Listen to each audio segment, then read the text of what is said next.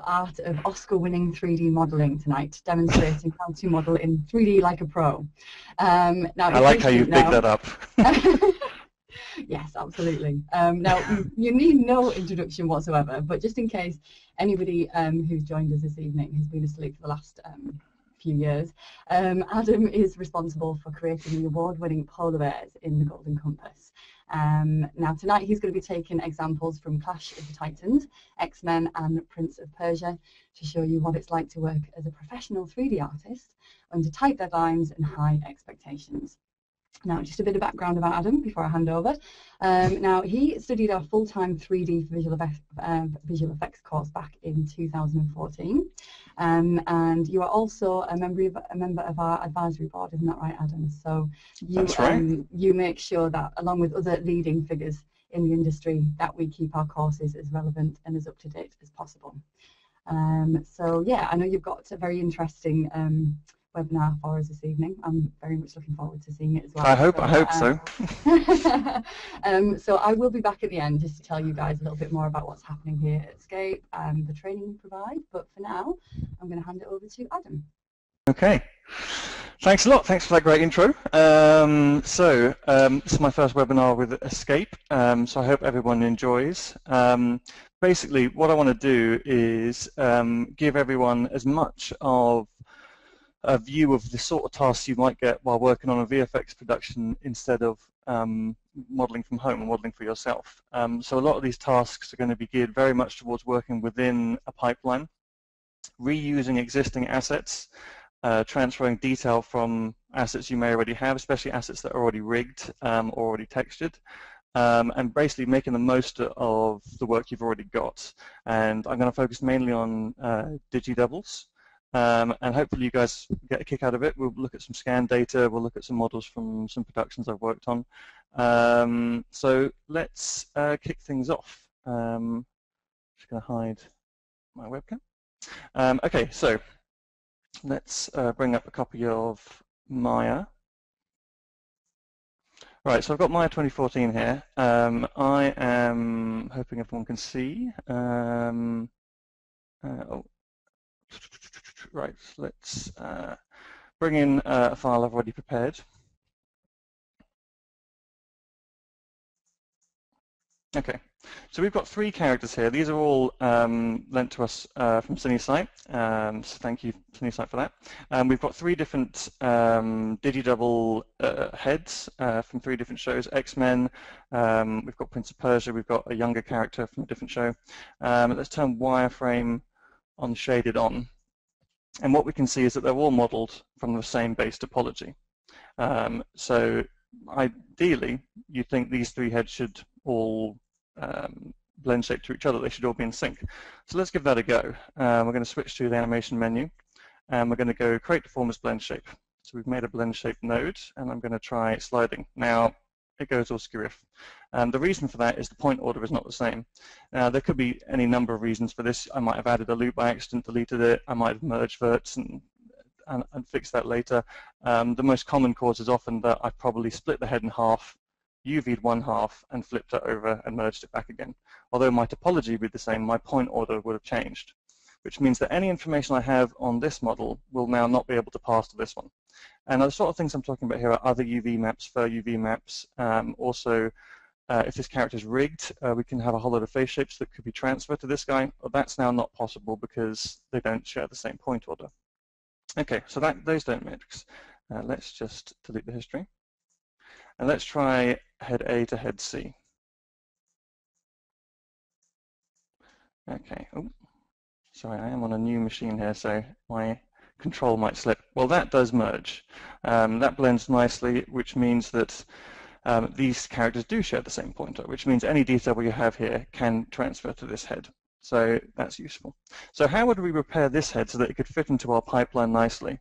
The secret here is to use the transfer attributes tool, which is something you're going to have to use a lot on a production, and it's an incredibly useful tool. So I'm going to delete the history on this. We're going to see if there's any other things in common. They don't share point order. They do share topology. We can see that just by looking at the flow of the edges. Let's bring up the UV texture editor. I'm going to open up a split panel here. and set that to the UV texture editor. Let's look at head A. I'm calling these head A, B, and C. Right, we look at head A, it's got a sort of UVs. Does it have any others? Just one UV set, and those are the UVs. They do go on a few other tiles. We go to head B, a different set of UVs. Okay, so we can't use the UVs to transfer. We go to head C. Now, again, these UVs are different, but they are at least based on the same set. So what's obviously happened here is that this set has been relaxed. So the most logical thing to do here is let's see if we can get this head with the same UV set as head C, and that'll give us something in common so that we can try and recreate this head with one of these meshes, giving us the same point order. So the first thing I'm going to do is I'm going to take head B and I'm going to duplicate it. I'm just going to move this over to the middle. And I'm going to take head C, select that first, hold down Shift, select head B. I'm going to go back to the polygon menu, and I'm going to go Mesh, Transfer Attributes, go to the option box. Let's just reset this to make sure it's all as it would be by default. And what we want to transfer here is the position of the UVs. So we're not transferring vertex position, vertex normal. We are transferring UV sets, so we'll set that to current. And we're not transferring colors, so we can turn that off. Now, what sample space are we going to use here? Well, the points sit in a different place in the world space, so we can't use world space. And equally, we can't use local space. The point order is different, so we can't use component. And we know the UVs are slightly different, so we can't use that either. The one thing we're left with is topology. So let's try and do a transfer based on a topology sample space of our UV maps. We're going to hit transfer, and you'll notice it's snapped. Now, we can see there's some slight differences. That's a simple case of the fact that head B is smoothed. So if I hit 1 to turn it back to hard edge, it's all snapped to the same point. I'm going to turn on our overlapping UVs, and we can see that they do indeed sit right on top of each other. So that's given us one thing in common. That's going to be useful to transfer stuff over. So let's delete the history.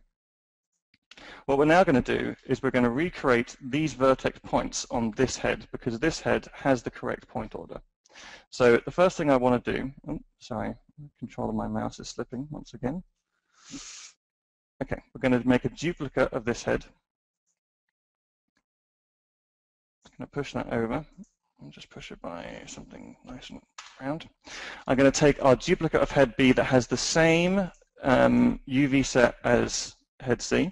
So we're going to select head B and the duplicate of head C, and we're going to go back to transfer attributes. Now this time, let's reset it again. This time we're going to transfer the vertex position and the vertex normals. We don't want to touch the UV sets. We'll turn that off, and we're going to sample the UV space because we know it's exactly the same.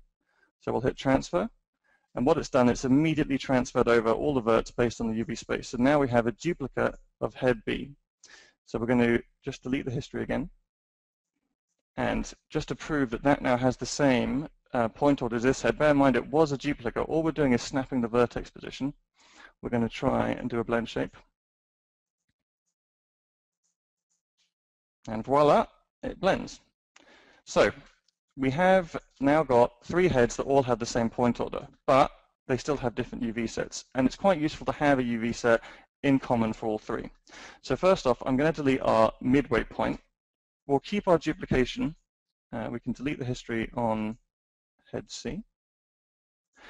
But there is one thing we've left out, and that is that our head B duplicate still has the same UVs as head C.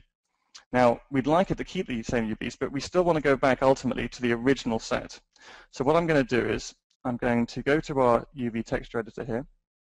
I want to create a second UV set. So I'm going to go polygon, and I'm going to copy UV set into new UV set. This is going to create a duplicate. So now if we go to UV sets, we've got map 1 and UV set. I'm going to rename this new one, and I'm going to call it transfer UV. Oh, there we go.